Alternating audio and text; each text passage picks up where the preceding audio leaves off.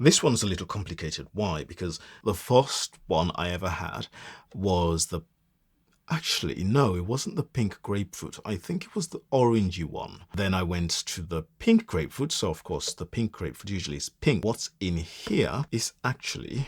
Can you see? This is the refill, obviously, of the wild. This is the wild rhubarb. That's what's actually in there. So I'm just reusing the pink grapefruit one once I finished it.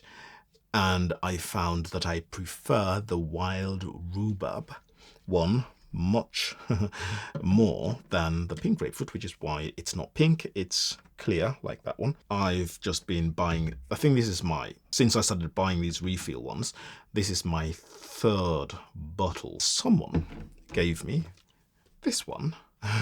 Once that is empty, I might retire that, recycle it, and then just go with this one. So the refill usually comes from that, so might as well just... You can of course get it singularly. You can get this singularly, and you can get the pink grapefruit.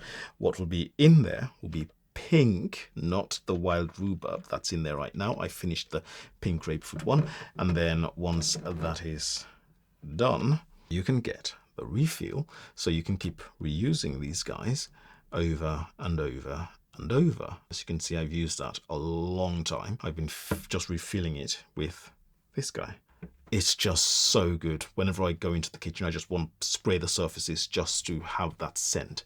100% on the wild rhubarb. Top position, wild rhubarb. The second one, the clementine one. Third, the pink grapefruit, which was in there. It's pink, not clear.